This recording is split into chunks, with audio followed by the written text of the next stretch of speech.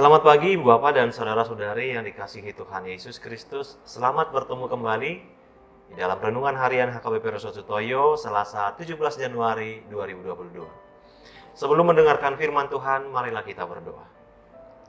Damai sejahtera Allah yang melampaui segala akal dan pikiran, itulah yang menyertai hati Bapak, Ibu, dan Saudara sekalian di dalam Kristus Yesus Tuhan kita. Amin. Firman Tuhan bagi kita hari ini diambil dari kitab 1 Timotius pasal 1 ayatnya yang ke-17. Demikian firman Tuhan.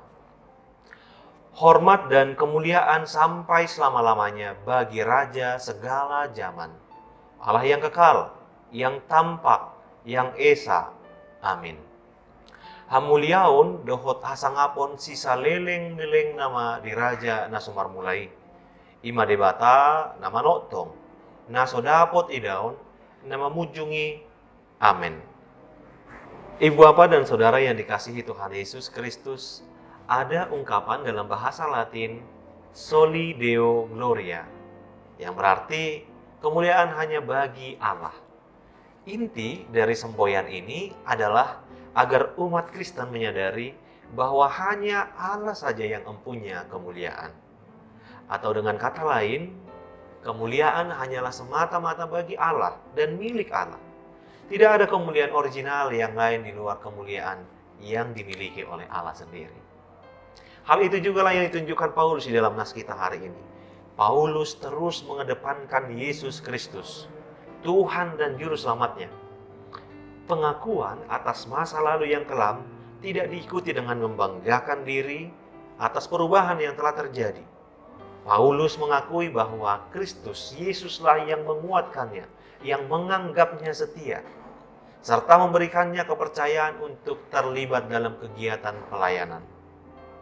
Paulus mengakui bahwa semua yang terjadi semata-mata karena kasih karunia Tuhan itu telah dikaruniakan dengan limpah.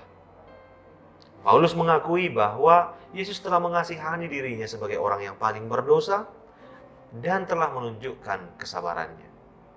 Ada ungkapan yang mengatakan gracia, anugerah, selalu melahirkan gratitude, yaitu syukur. Inilah yang dilakukan Paulus.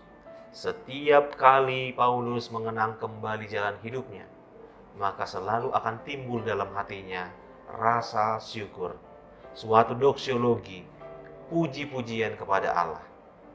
Rasa syukur itu adalah daya dorong yang kuat untuk memuliakan Allah. Saudara di dalam Kristus, satu hal yang harus selalu kita ingat bahwa tujuan utama manusia adalah memuliakan Tuhan. Kita diciptakan untuk kemuliaan Allah. Mengapa kita harus memuliakan Allah? Yang pertama, karena Allah adalah satu-satunya pribadi yang layak menerima segala kemuliaan.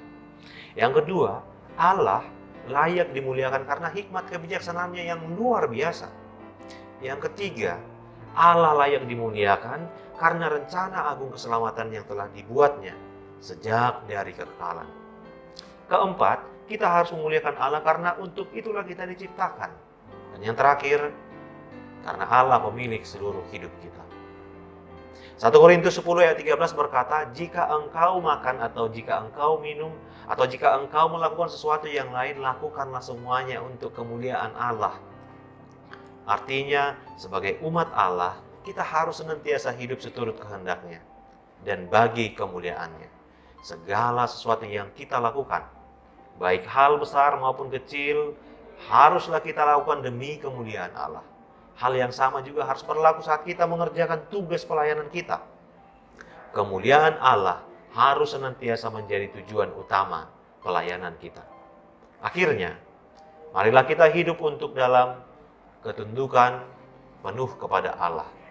Marilah kita menjadikan kemuliaan Allah sebagai tujuan utama hidup kita. Amin. Mari kita berdoa.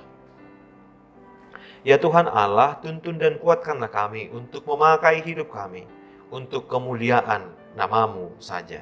Amin. Selamat pagi dan selamat beraktivitas Bapak Ibu. Tuhan Yesus memberkati.